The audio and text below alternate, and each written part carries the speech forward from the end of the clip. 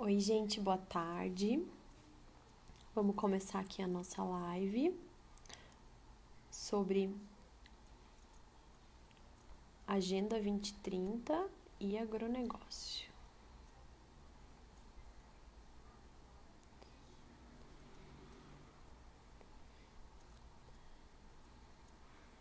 Agronegócio.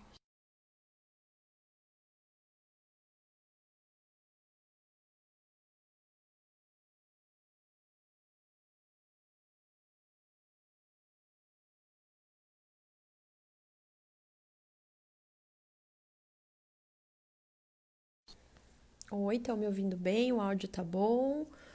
A imagem tá boa?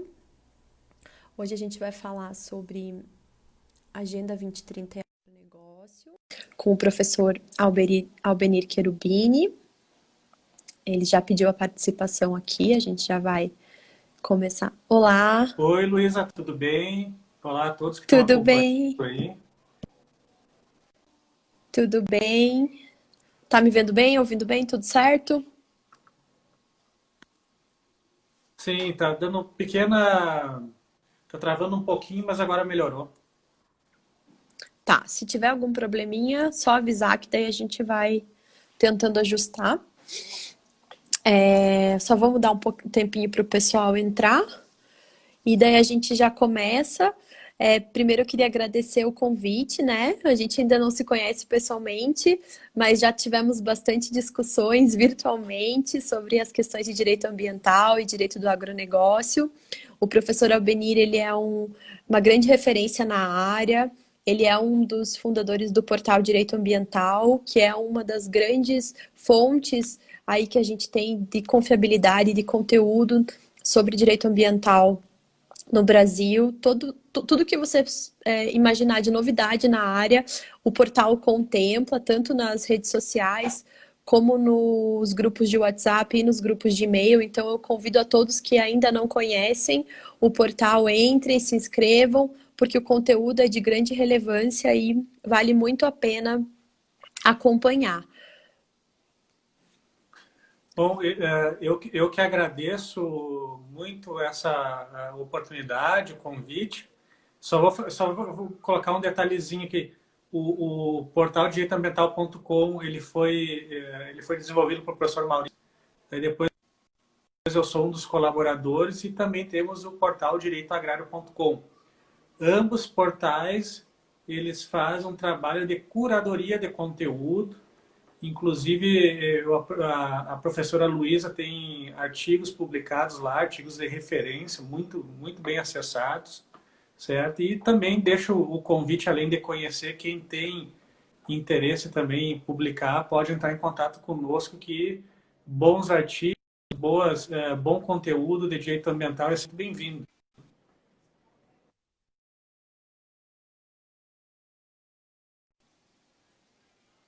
Teve um probleminha aqui na conexão, acho que agora voltou, né? Voltou. Voltou, né? Legal, acho que é muito bacana essa colaboração de todo mundo, porque aqui um dos objetivos até aqui do meu Instagram é divulgar informação, é a gente democratizar o conteúdo, as questões de direito não ficarem só na academia, né? Elas ultrapassarem barreiras, chegarem nas pessoas. Então, o portal ele vem somar esse nosso propósito, né? Então, acho que a gente já pode começar a falar sobre o nosso tema, né? Hoje a gente vai falar de um grande desafio aí, que é o agronegócio e a Agenda 2030. A gente vai desmistificar muitas coisas relacionadas ao agronegócio.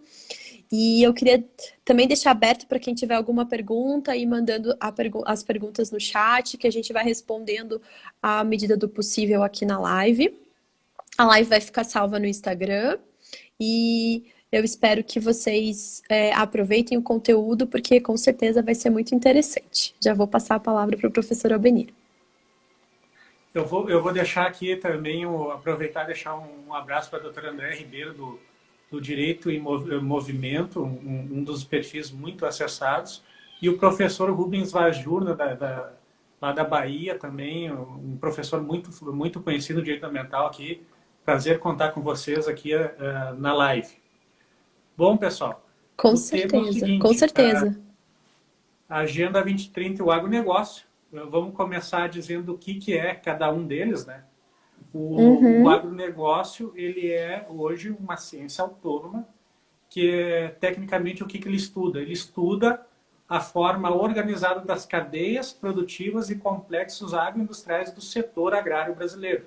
Então, assim, ó, todos os produtores rurais participam dele, mais aquelas empresas que atuam no chamado antes da porteira, depois da porteira. E o dentro da porteira é a parte produtiva. E na concepção mais ampla do agronegócio, então, tu tem desde a parte produtiva até a parte do consumidor, certo? Então, tudo isso aí está envolvido, essas questões da produção, aí onde tem todo uma relação direta do produtor rural com a natureza, a necessidade de preservação, certo? E nisso, os produtores brasileiros, como a gente vai demonstrar ao longo da nossa conversa aqui, eles são os produtores que mais preservam no planeta, em função principalmente daqueles requisitos impostos pelo Código Florestal, certo? Mas a gente Uhum. também vai Uhum. ver ao longo da conversa que a gente pode melhorar e ampliar muito mais essa forma de produzir e preservar. Então, essa é a chave principal dessa nossa conversa, esse equilíbrio em produzir e preservar, porque essa produção com preservação, com qualidade ambiental, ela reflete também na qualidade dos alimentos, e isso além de trazer toda aquela ideia de progresso econômico e social. Vale lembrar também que o direito agrário, nesse sentido, é muito importante, não apenas o direito Uhum. ambiental, por quê? Porque o direito agrário se baseia por normas de direito materiais, então aí nós temos dispositivos relacionados diretamente com o assunto e também com normas que balizam ações de política agrícola. E toda a legislação ambiental, ela tem um caráter técnico e ela tem também uma necessidade da interdisciplinariedade entre os técnicos e os juristas, e é uma ideia sempre no sentido de um desenvolvimento do setor agrário de forma sustentável, nos pilares econômico, social e também ambiental.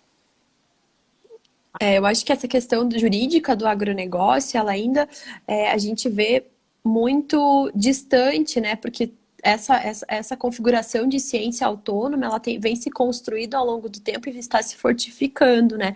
Quando a gente para estudar agronegócio, você começa desde o pequeno produtor, da produção familiar, até os grandes exportadores do Brasil. Nós temos aqui o PIB brasileiro, 25% dele está relacionado às ações do agronegócio, então não podemos deixar de lado essa importância nacional do agronegócio, e muitas vezes na mídia essa visão vem distorcida, né? Principalmente nas questões ambientais.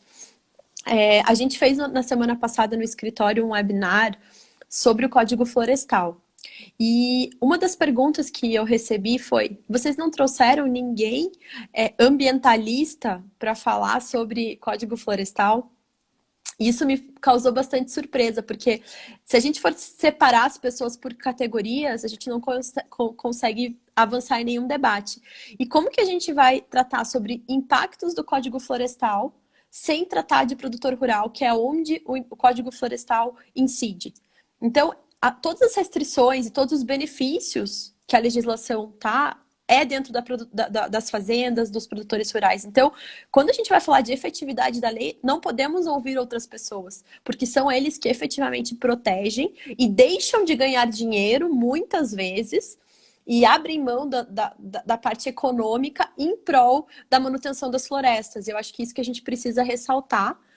Claro que existe vários problemas, não estamos no mundo ideal, mas esse lado ele tem que ser maior discutido, né, professor? Inclusive, uma questão muito importante: o Código Florestal ele tem normas para a área urbana, para a área de produção energética das usinas hidrelétricas, mas o principal destinatário deles são os imóveis agrários.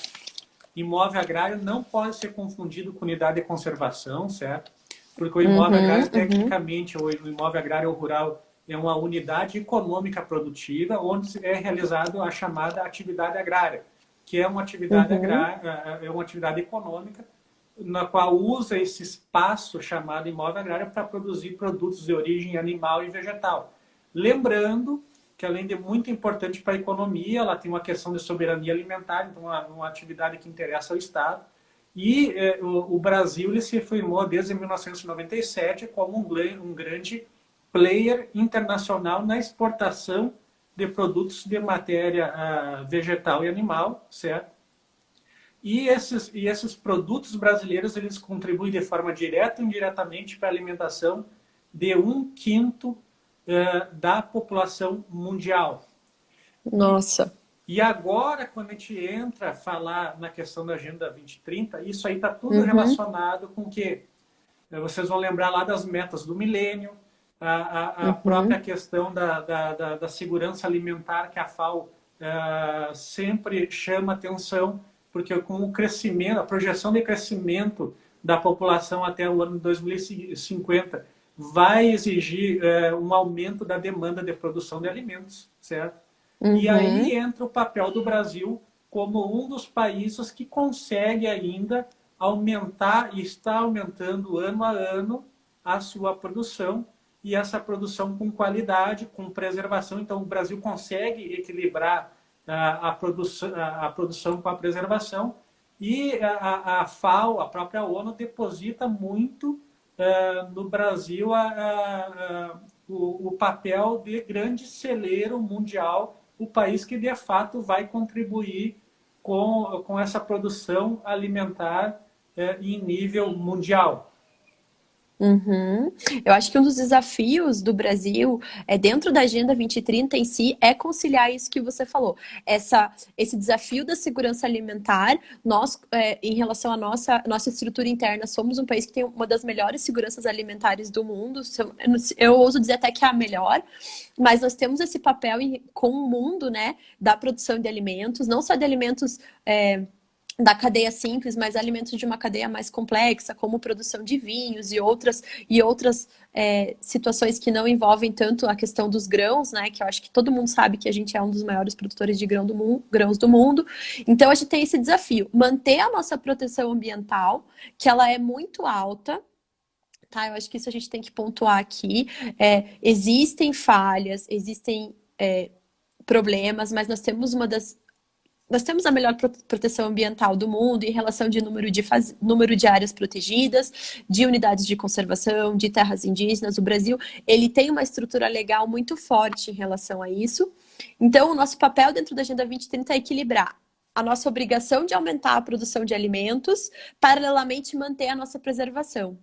Eu queria que você falasse um pouquinho se é possível fazer isso, como que a gente está fazendo, se o Brasil está se destacando dentro da Agenda 2030.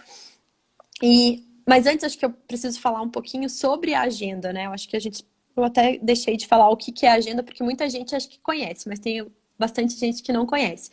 A Agenda 2030 ela é uma iniciativa da ONU que constitui 169 metas a serem atingidas até o ano de 2030. Então, nós temos 10 anos ainda para atingir. E a ideia é vivermos num mundo melhor. Porque foi constatado em 2015 a forma como o crescimento econômico estava acontecendo, o uso dos recursos naturais, a questão das mudanças climáticas, não se sustenta aquele modo de produção por mais tempo. Então, se a gente não fizer essas alterações até 2030, estudos comprovam que fortemente nós vamos ter falência de.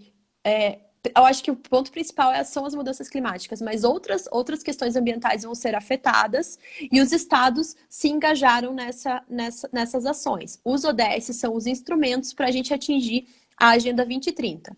Isso em relação aos estados. O Pacto Global é a relação entre os entes privados. Então, a iniciativa privada também assume seu papel como responsabilidade social de agir dentro dessa agenda.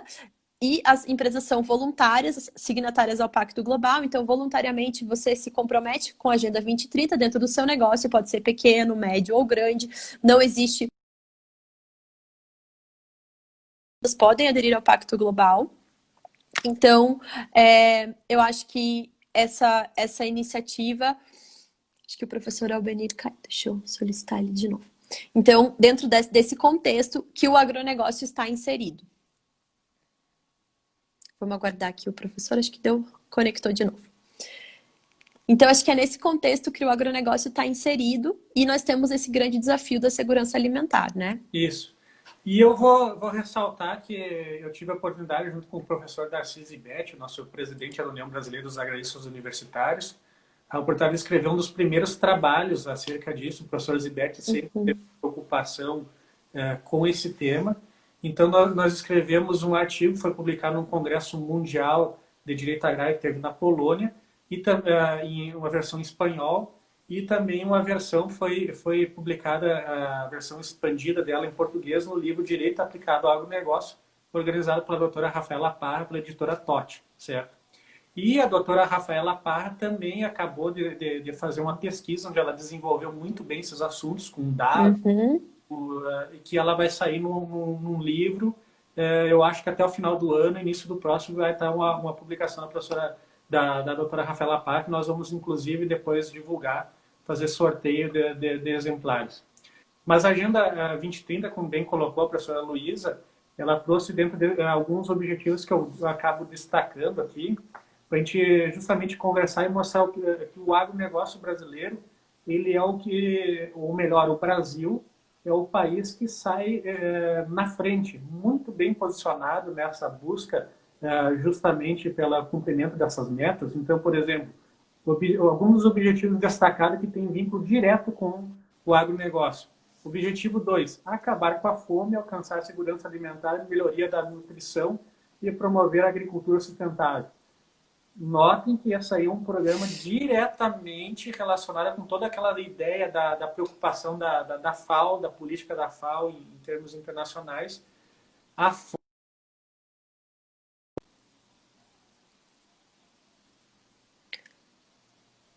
Acho que caiu novamente. Então, assim, complementando, acho que o que ele está falando, dentro dos 17 ODSs, o agronegócio ele se relaciona com vários deles. Por quê? Porque os ODSs, eles são interligados. Isso é uma coisa feita propositalmente. Por quê? Deixar o outro para trás. Então, a questão da rede, da necessidade de interligar todos os objetivos, deixa eu...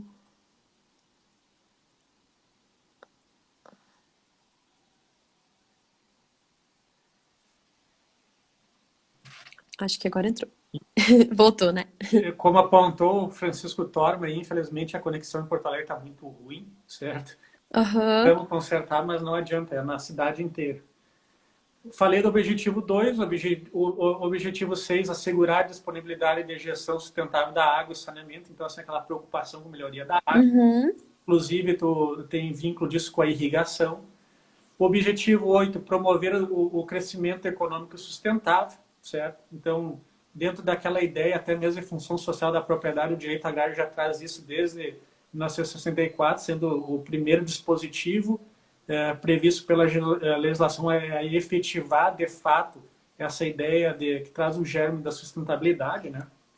Objetivo 12, assegurar padrões de produção e de consumo sustentáveis, completamente associada também ao agronegócio, pela questão, até mesmo para evitar o desperdício, melhorar a eficiência dos métodos de produção, né? Objetivo 13, tornar medidas urgentes para combater a mudança do clima e seus impactos. Aí depois nós vamos ver a legislação brasileira tem uma série de políticas, por exemplo, a política própria das mudanças climáticas. Que abrange o programa ABC, que dentro do programa do ABC está lá incentivo à implementação do Instituto Lavoura, Pecuária e Floresta, que é uma tecnologia de manejo técnico agrícola muito bem desenvolvida, especialmente pela Embrapa, que é modelo internacional. Até adiantando, então, professora Luísa, o Brasil é o país que se tornou referência, a gente é campeão de produtividade, principalmente porque o brasileiro, através da Embrapa, das empresas, dos produtores, eles aprenderam a fazer uma agricultura tropical, certo? até a gente vai lembrar daquela obra da irmã Primavera, que ela dizia, tem um erro na agronomia brasileira porque você se baseia lá naquele modelo lá subtropical europeu e americano. O Brasil tem que modificar isso. Então, assim, parece uma coisa simples, óbvio, mas hoje o Brasil já é destaque modelo, principalmente porque teve esse avanço sobre o Cerrado, que era por exemplo, os agrônomos da Europa, Estados Unidos, eles duvidavam que ali pudesse ser Uhum. o que é hoje o grande celeiro mundial está nessas regiões. E não é só isso. O Brasil tem uma agricultura mais diversificada do planeta. A gente tem a região sul aqui com as 4 estações do ano climática bem definidas, que possuem um tipo de agricultura diferenciado. Tem toda essa agricultura do centro-oeste, certo? E a gente tem uma agricultura nova lá, por exemplo, o Vale do São Francisco, irrigada, a região de semiárido é um novo polo agrícola que está se formando até com aquela proposta do governo de erradicação da seca lá, alguns programas já estão sendo incentivados. Para ter uma ideia, lá tem reportagens, até mesmo fazer menção aqui ao Globo Rural, que destacam lá, por exemplo, a pereira, que é uma planta subtropical que foi adaptada lá para o Nordeste. Hoje o Brasil está reescrevendo os livros de fisiologia vegetal, porque num único pé de pera você tem desde a formação da flor até o fruto produzindo. Isso o ano inteiro. É algo assim inédito no mundo. É incrível. Certo? Então, o Brasil pode ter 2 produções de uva, o único local que pode ter 2 produções de uva ao ano, inclusive uva vinífera lá no Nordeste. Nós temos essa que permitiria até 3 safras ano, mas isso aí, óbvio, que não é praticada para não evitar um desgaste do solo, né? O solo, O Brasil tem essa variedade, essa capacidade imensa, a qual foi ampliada, por exemplo, hoje a gente tem a integração lavoura, pecuária, floresta. Lavoura, floresta. Também tem a associação de produção por meio da aquicultura, tem produção energética dos resíduos. Então, assim, o agronegócio brasileiro, os produtores brasileiros são muito inovadores. A gente tem situações de emprego de alta tecnologia aqui no campo. Claro que, infelizmente, a gente também convive com a realidade de alguns setores do campo, ainda com problema de escassez de água, escassez de recursos, com pobreza. Então, assim, o Brasil também tem essas metas internas para serem equalizadas, né? E eu acho que o agronegócio dentro dessas metas internas também é um papel importante, né? Porque a agricultura, ela está muito ligada com uma atividade primária, muito ligada a pessoas que estão em situação de vulnerabilidade. Embora a maioria esteja nas cidades, né, decorrente de N outros problemas, mas a agricultura, ela faz com que as pessoas fiquem no campo e se a agricultura for produtiva, você diminui o impacto das pessoas vulneráveis na cidade. Então, é um papel do agronegócio manter o pequeno agricultor no campo, ele ter essa possibilidade de continuar produzindo, porque aí você contribui novamente para a diminuição da desigualdade social. Acho que o que você falou bem interessante dos ODS, o agronegócio, ele flui vários ODS ali. Você deu o exemplo de vários, acho que não sei se você já terminou, falou todos, Não, mas... ainda não terminei. Tem mais uma empresa aqui para... Tem mais um, acho que... Daí, Pode continuar. por exemplo, artigo 14, prega a conservação e uso sustentável dos oceanos, dos mares e dos recursos marinhos. Por que eu estou falando de mar? Porque a pesca, a aquicultura em mar também é atividade agrária no Brasil. Então, cuidar dos mares, ou seja, quanto mais limpa a água, melhor é a qualidade dos produtos marinhos que tu está tanto para pesca quanto para aquicultura, né? Então, assim, nota que a qualidade do meio ambiente ela vai ser ela influencia diretamente a qualidade do pescado, né? Então, assim, a importância da conservação e uso sustentável do mar, certo?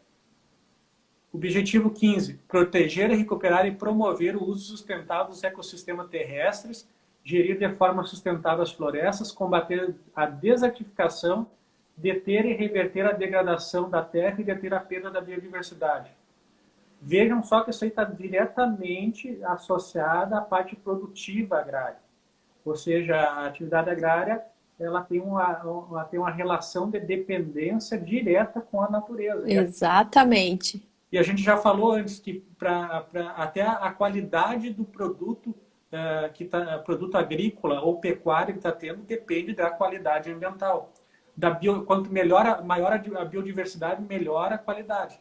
Aí a gente vai lembrar de uma série de coisas aqui, por exemplo, a gente fala do solo, qualidade do solo, combate à desertificação, a biodiversidade, a gente pode ver a questão dos polinizadores.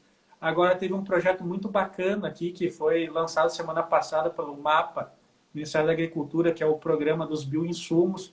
Então, assim, ó, caminha para ter uma melhora cada vez maior das práticas agrícolas, um avanço também nesse sentido de melhorar também o cuidado com a biodiversidade.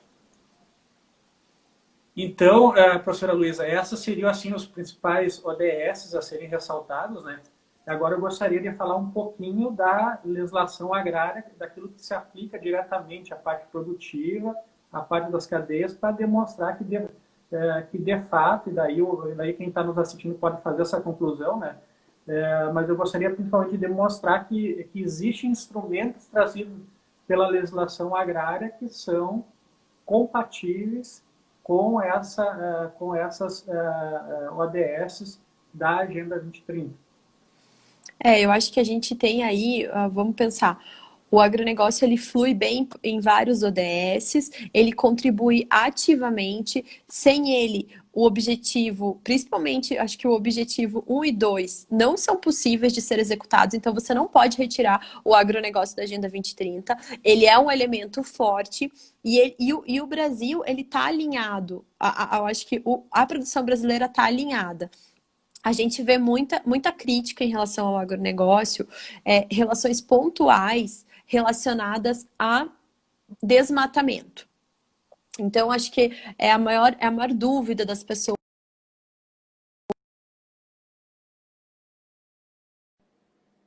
Uma caída aqui. Voltei. Relacionado a desmatamento. Então, eu acho que depois que o professor Avenir falar da legislação, a gente vai conseguir fechar e dar essa resposta. Será que o agronegócio é o responsável da degradação ambiental, principalmente do ponto do desmatamento? Vamos trabalhar com ciência, né? Então, acho que a gente pode seguir dessa forma. Até eu vou aproveitar e já vou adiantar a resposta, né? Hoje a gente vê a questão do desmatamento ela muito setorizada, aquela preocupação por causa da região do bioma Amazônia, certo? E a gente tem uma relação direta com a questão agrária pelo seguinte: hoje os principais focos de desmatamento é onde não existe regularização fundiária ainda. Tem questões fundiárias. Então, assim, ó, um dos primeiros pontos que tem que resolver é a questão fundiária da Amazônia. Até porque daí tu legaliza, termina com a clandestinidade, e com isso tu faz um melhor controle, uma melhor fiscalização dessa questão do desmatamento. Até porque saiu um dado na semana passada do Mapa Biomas, falando, até a Frente Parlamentar da Agropecuária publicou no Instagram e eu fui atrás para verificar de que forma que era. 99% do desmatamento ocorrido no Brasil é ilegal. Ou seja, a legislação proíbe esse tipo de desmatamento. Então, a gente precisa fortalecer a fiscalização, buscar mecanismos de efetividade na punição, nas multas. Isso vai fazer com que o desmatamento diminua. Porque quem realmente está comprometido, que são 99% das propriedades rurais, não realizam desmatamento, porque esse 99% aconteceu em 1% das propriedades, então a grande maioria do agronegócio não está desmatando e a grande maioria está cumprindo a legislação. Então a gente tem que fazer um olhar desses números bastante positivo, porque o Brasil tem dimensões continentais. Então nossos esforços têm que ser para combater desmatamento ilegal. Perfeitas colocações. A atividade agrária ela tem que ser uma atividade lícita e também conforme a legislação, né? É importantíssimo isso aí. E lembrando também que a agricultura, a pecuária no Brasil, ela ocupa menos de 10% do território nacional. Isso é outro fato muito importante. E o Brasil tem a maior reserva nativa do mundo, assim, de biomas ainda nativos, né? Então, avançando para a legislação, professora Luísa, Uhum, antes mesmo da gente falar, eu vou mostrar que algumas das leis brasileiras, em especial a agrária, elas já se preocupavam com isso. A própria ideia de função social da propriedade, certo? Veio lá com o Estatuto da Terra, depois uhum, subiram e foram alçados a Constituição de 1988, ela já traz lá a questão da função ambiental da propriedade rural, certo? A ideia principal é produzir e ter o desenvolvimento agrário com sustentabilidade. E, de fato, o agronegócio proporciona um desenvolvimento também social. Basta a gente ver que nessas regiões, por exemplo, lá do Mato Piba, tinha regiões paupérrimas, que as partes, perdão, as pessoas lá, muitos acabavam sendo retirantes. O próprio ministro Aldo Rebelo, ele fala nas palestras dele lá a situação de algumas regiões muito pobres do Nordeste, que hoje, com aquela região lá que abrange Mato Piba, foi colocado os polos de desenvolvimento graças ao agronegócio, e isso aí reflete diretamente na sociedade e na qualidade de vida dessas populações, certo? Então, gera oportunidades locais. Muito isso uhum, também com a nossa ideia por trás da lei da política agrícola. A lei da política agrícola também buscou modernizar a tecnologia e os métodos produtivos nessas cadeias do agronegócio. uhum. Então, assim, ó, sempre com a preocupação que tu tenha um desenvolvimento econômico, mas também sem descuidar com a proteção do meio ambiente e do uso racional e estimular a recuperação dos recursos naturais. Isso está previsto lá na lei da política agrícola.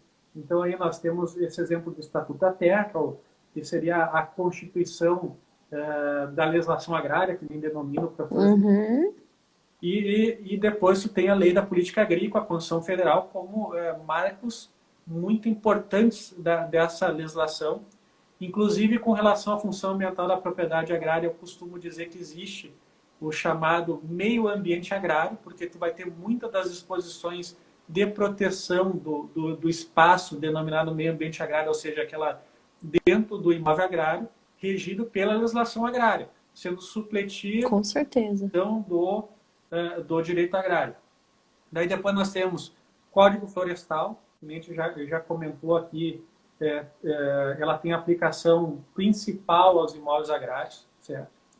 E aí ele Uhum, uhum, as áreas de preservação permanente, as áreas de reserva legal, e, além das áreas de uso consolidados. Daí traz uma série de conceitos, uma série de institutos novos, mas o mais importante instrumento, isso aí o Brasil foi pioneiro mundialmente, dá um belo exemplo, foi a previsão e a implantação do cadastro rural ambiental, certo?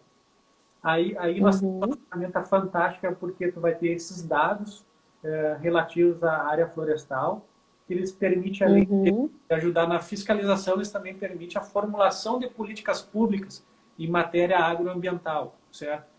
Então, assim, Exatamente. Acho que isso aí é fantástico, o Código é Florestal. fantástico. Foi um mapeamento os produtores rurais mapearam e muniram o governo e tudo, porque ó, é público, né? Você pode entrar no CAR, no site do sistema do CAR, e você pode ver qualquer propriedade rural do Brasil, você pode ver quanto ela preserva de APP, quanto ela preserva de reserva legal, quanto ela está utilizando, se ela está regular ou não.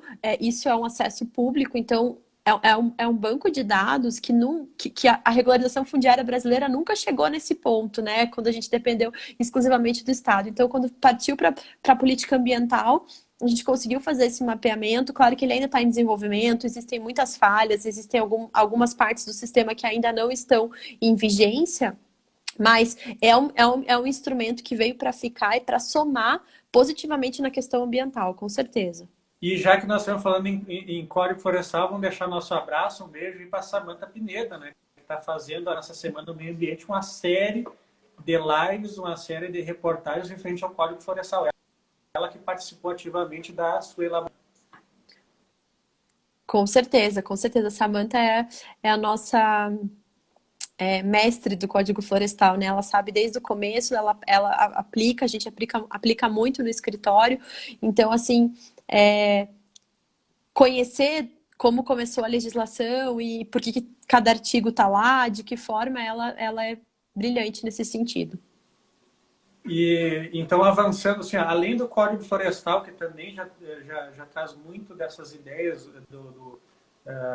da Agenda 2030, a gente vale lembrar também que teria associado à matéria florestal também a questão do Protocolo de Paris, né?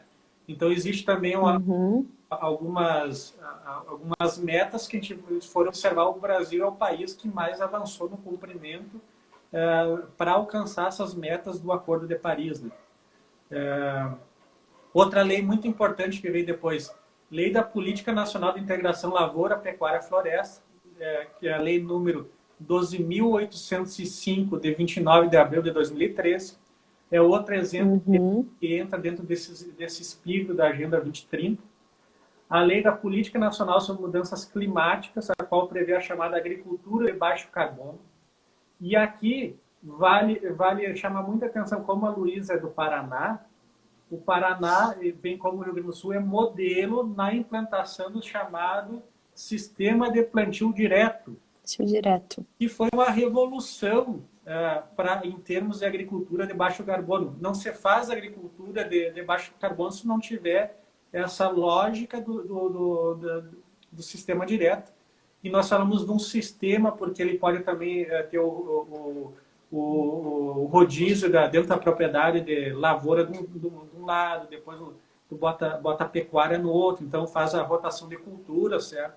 Tudo isso dentro de um sistema. É um sistema que preserva, inclusive, uma prática agrícola recomendada pela FAO como uma prática preservacionista do meio ambiente. Preservacionista. Exato. E ela foi desenvolvida de forma espontânea, entendeu?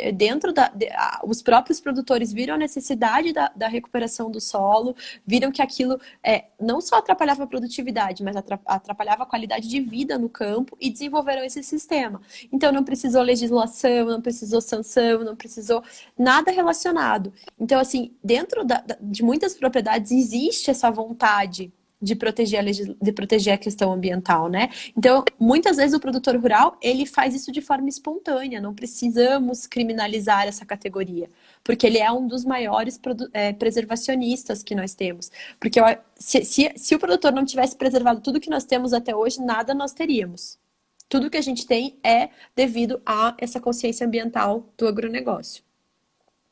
O Brasil também, depois disso, criou a Lei da Política Nacional de Combate à Desertificação e Mitigação dos Efeitos da Seca, certo? Lei número 13.153, de 30 de julho de 2015, é outro exemplo de legislação dentro daquelas ODS lá vinculada a uma política pública de preservação do solo, certo? Aí envolve a questão de irrigação, de resolver problema de seca, resolve o quê? Tu melhora a produtividade, traz renda, e a gente sabe que alguns dos maiores bolsões de pobreza e desigualdade do Brasil ainda se encontram nas regiões de semiárido, certo? Então, assim, levar oportunidade para essa região do Brasil representa também melhoria de vida, de qualidade de vida, melhoria social também nessas regiões. Então, mais uma contribuição que pode o agro brasileiro fornecer na medida em que avance também nessa qualidade da sua própria estrutura, né? Corrigir esses problemas que ainda existem em algumas situações. Depois também merece destaque a chamada Lei da Agricultura Orgânica, Lei número 10.831, de 23 de dezembro de 2003, certo? Aqui, eu chamo a atenção pelo seguinte: a produção orgânica, ela tem que ser vista como uma opção, como um nicho. A agricultura orgânica, ela está associada à agricultura familiar, por quê? Porque toda a questão entre a agricultura orgânica e convencional diz respeito ao controle. Ela exige uma intensificação da mão de obra, que às vezes é um pouco inviável em termos de eficiência e de custo para produção em larga escala.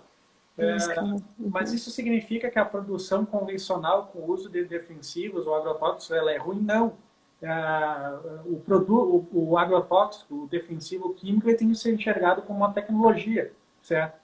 E como tecnologia, e como a gente não pode negar que pode ter um efeito, às vezes, nocivo se mal utilizado, a gente tem que defender o quê? o uso responsável, o uso Com certeza. e principalmente o responsável, né? Usar com os devidos cuidados. Aí não vai ter problema nenhum para a segurança alimentar.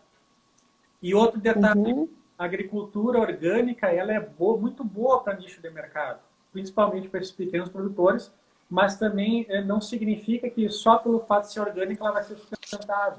A sustentabilidade tem que ter o pilar social e econômico. Então, assim, uhum, é preciso que também a agricultura orgânica ela seja viável economicamente. Por isso eu fico muito uhum. feliz com essa pesquisa nova que está iniciando aí com esses incentivos do programa de bioinsumos, que eu acho que vai avançar também em termos de agricultura orgânica. Porque a ideia é o que? É reduzir custos de produção e ter essa migração da parte da agricultura convencional para a agricultura orgânica. Ela só vai ser possível se a gente conseguir manter custo de produção com produtividade. Com produtividade. E eu acho que muito interessante o que você falou, não são. é, eles não entram em conflito, né? A agricultura tradicional e a agricultura orgânica são dois nichos de mercado separados que podem conviver de uma forma porque cada um tem um objetivo diferente. Então, não tem como dizer o orgânico é melhor ou o alimento tradicional é melhor. Eles se encaixam dependendo da necessidade. O orgânico tem um custo maior, o tradicional consegue atingir maior número de pessoas. Então, a gente tem que parar com esses antagonismos dentro, não, ou orgânico ou a agricultura tradicional. Não, a gente consegue ter um equilíbrio e manter as duas produções, cada uma no seu nicho de mercado. O grande desafio é para a gente pode hoje ter toda a agricultura em termos orgânicos. A gente vale até lembrar uma questão de dados. Se pegar o último ponto onde a população mundial não utilizava produtos químicos, não usava essas inovações, foi ali pela década de 1950, certo? A gente tinha graves problemas de demanda alimentar no mundo, certo? Então, a agricultura convencional ela conseguiu trazer uma maior produtividade. Num primeiro momento, ela foi bem degradante, mas a ciência agronômica ela também evoluiu nesse sentido da convencional. E hoje, Uhum, vamos conseguir ter a mesma produção e ampliar, lembrando que a gente falou no início, existe uma preocupação da FAO com o aumento da produtividade. Então, assim, tudo isso tem que ser compatibilizado, mas hoje o que nós temos?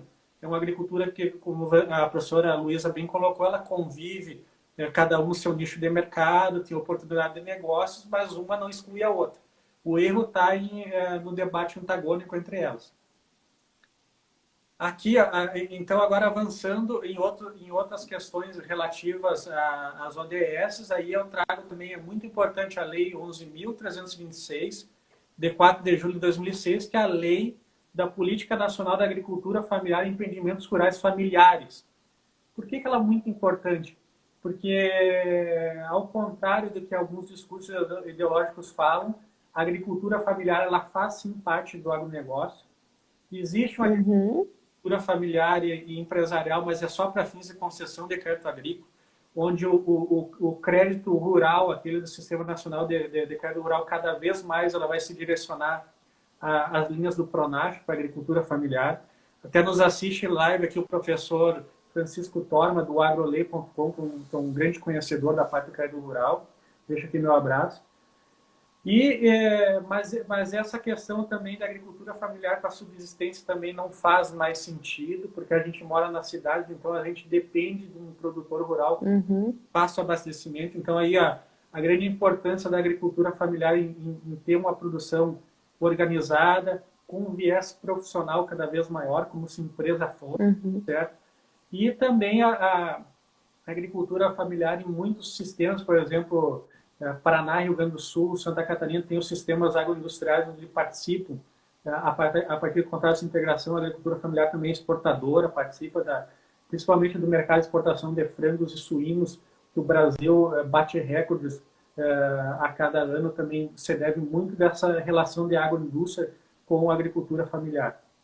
E dentro da agricultura familiar existem programas, por exemplo, o programa de aquisição de alimentos pelo poder público, está lá pela Lei 10.696 de 2013. Muito interessante esse programa. Isso. E também o Programa Nacional de Alimentação Escolar, que prevê também, pela Lei 11.947 de 2009, que as compras de alimentos direcionados para prestigiar os agricultores familiares da região. A lógica é o seguinte: o poder público precisa, no caso, fazer compra de alimentos. Para quê? Para unidades militares, para hospitais, para merenda escolar, certo? Então, assim, e qual é o grande problema da agricultura familiar? É acesso ao mercado. Então, assim, o poder público ele já ia comprar, ele já ia gastar, então ele dá preferência para esses produtores. Ou seja, são programas fantásticos de política agrícola que ajudam ao quê? A melhorar a vida desses produtores rurais, porque tu garante renda para eles, acesso de mercado, e eles vão poder o quê? Ter esse desenvolvimento econômico e social, certo? Eles podem implementar novas tecnologias, expandir, melhorar a sua produção. Isso ganha a sociedade como um todo. Com Então, é certeza. algo fantástico dentro daqueles objetivos de erradicação da fome, da pobreza e promover Diminuição da desigualdade. exatamente desenvolver a sustentabilidade Os ODSs, eles têm essa característica de comunicabilidade, faz com que quem precisa vender, né, essa política pública, quem precisa vender com quem precisa comprar. Então, utilizar o ODS para fazer esse link, fazer essa ponte, é um dos grandes objetivos não, mas é um dos grandes vieses da Agenda 2030. Então, existem várias práticas que fazem com que essas linhas se comuniquem e se crie uma rede de colaboração, que o resultado é a melhora para toda a sociedade. Eu acho que essa é tão pouco divulgada, né, essa política pública, que ela deveria ser melhor explorada, porque é um trabalho muito interessante. E agora uma última legislação que eu faço referência, a Lei 13.576, de 26 de dezembro de 2017, que é a lei que criou a Política Nacional de Biocombustíveis, a RenovaBio, que é outra norma fantástica, porque ela vai criar os créditos de descarbonização. Isso tem a ver com a produção agrícola, de um lado, e também com a questão das mudanças climáticas, onde o Brasil Climáticas. criou mecanismos, inclusive com comercialização de títulos, uma espécie de crédito de carbono, digamos assim, que você produz por aquilo que você deixou de emitir nessa substituição de energias não renováveis por energias limpas. Tudo isso aí faz parte dessas ideias envolvendo a Agenda 2030. Vou parar só um pouquinho para deixar um abraço aqui para o Dr. Marcos Sais, um grande colega aí, realizou um serviço fantástico de divulgação de direito ambiental nas suas multiplataformas, aí, especialmente um colega lá dos bate-papos lá do direitoambiental.com, que está levando o conhecimento de direito ambiental, popularizando para todo mundo. Um abraço aí, Marcos Sais. Eu tô aqui acompanhando várias pessoas, também quero deixar um abraço para o Marcos. Tem muita gente aqui que está compartilhando com a gente, elogiando o tema. Eu vou deixar um abraço coletivo, porque eu vou esquecer de alguém e não vou cometer essa gafe, mas eu quero agradecer o prestígio e esse tema, realmente a gente tem muita coisa para abordar, né? Isso. Então, assim, caminhando para considerações finais da minha parte, Uhum.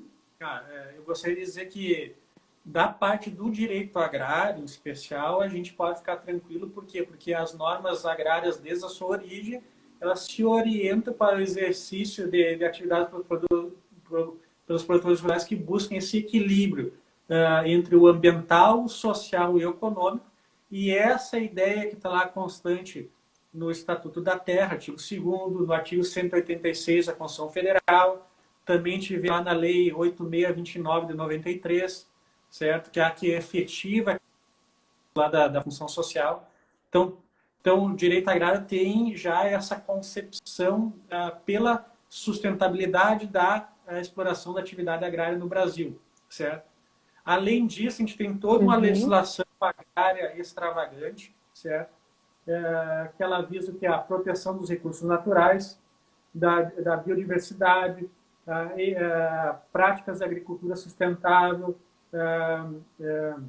segurança alimentar, erradicação da pobreza, bem como fazer frente aos desafios das mudanças climáticas, da escassez dos recursos naturais, além de também prever, nos casos que for necessário, a recuperação de áreas degradadas. Então, assim, ó, a gente tem uma agricultura perfeita, um agronegócio perfeito. Não vou dizer que tudo é perfeito, tudo é maravilhoso, assim, ó, a gente tem algo muito bom.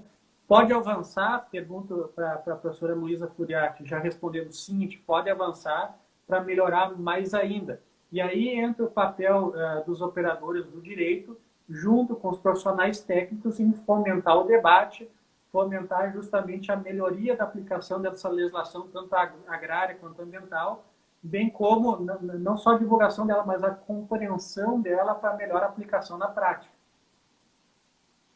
Com certeza, eu acho que aí a gente teve uma aula, né? Obrigada, professora Albenir. Acho que a gente conseguiu aqui entender um pouquinho dessa lógica do direito agrário, que comunica com o direito ambiental em inúmeros pontos, são matérias bastante correlatas.